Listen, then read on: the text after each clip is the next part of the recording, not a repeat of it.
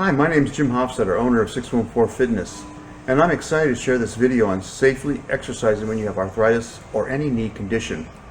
But first I want to share that there are many options to help relieve the symptoms of osteoarthritis.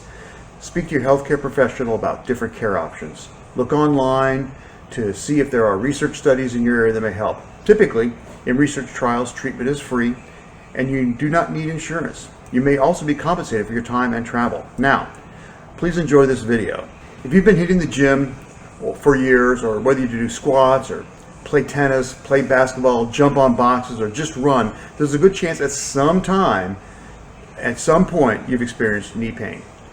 Yeah, it's completely normal. The knee is one of the most frequently used joints of the body. It's meant to be a lever, it's meant to move in one plane, and in use over time, like getting out of a chair, standing up, sitting down, you're going to be using that, and it's going to get sore. So what we want to do is think about how we can protect that knee from taking a beating, especially as you get older. So what can you do to best protect your knees? Well, first of all, don't stop exercising. It's real important to keep going. But what we really want to focus on is looking above and below the knee. So we're going to start with your ankles and calves. We need to look at your quads, your glute, and your core, and make sure that all those things are in line. That is what's going to give that knee some support, to make sure it stays tracking well, and make sure that you're strong and can do all the things you need to do. So first of all, the number one thing you need to do to protect your knees, strengthen your glutes. I know, it's your butt. Keep your butt nice and strong and firm. You might say, well, what does that have to do with my knees? The more that glute it gets engaged, the more you're going to have strength to stand up and sit down and use it. The butt is a little bit of a lazy muscle. It sits all day, especially if you have an office job, you're driving your car. It just wants to sit there and be a seat cushion. You need to get it strength, you need to get activated, you need to get it engaged. Once that glute gets engaged, it can do some of the work. If it's lazy and doesn't want to work, it's going to tell your back or your knees to do the work, and they're not made to do some of that. So first thing, get that glute engaged.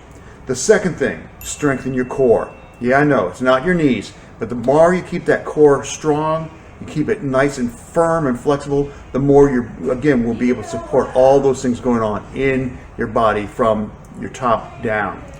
So core exercises, and we're not talking sit-ups here, we're talking core exercises like boat holds, like planks, like other things, bicycles, things that are going to keep that core moving and keep it engaged the whole time. Number three thing you need to work on, quad strength, stretch, and stability. So you need to strengthen those quads, doing any kind of squats, sitting squats, moving up and down, sitting box sits, keeping those quads strong, but also stretching and keeping them very pliable is real important as well, and keeping them stable. We want to use good symmetrical work on those quads. We need to keep the adductors and the abductors, the inside and the outsides, symmetrical so that our knees track in a nice straight line. The more they begin to vary, to move inside or outside, the more we're going to start to have those problems with our knee, whether it's chondromalacia or runner's knee or other problems. So keep that knee nice and symmetrical by working the adductors, all the sides of the knee. And the fourth thing, strengthen and stretch those calves, those calf muscles, the gastrocnemius and soleus. As you strengthen those things, as you keep them nice and strong, you're going to be building that proprioception, those little muscles that keep that knee stable.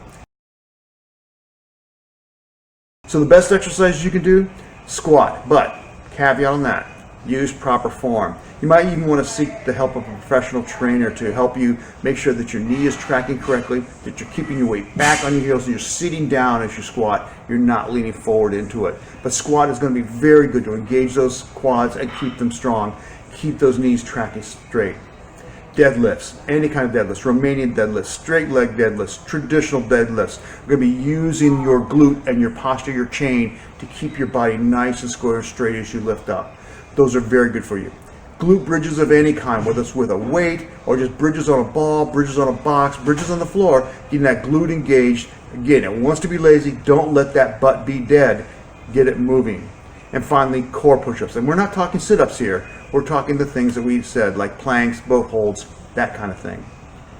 Those are going to be what you need. And then finally, the fifth thing, balance and stability training. Anything where you have to stand on one leg, use yourself in an odd plane, using Bosu balls, things like that. Those are going to be real important to keeping that knee and that proprioception moving correctly. Couple things to avoid.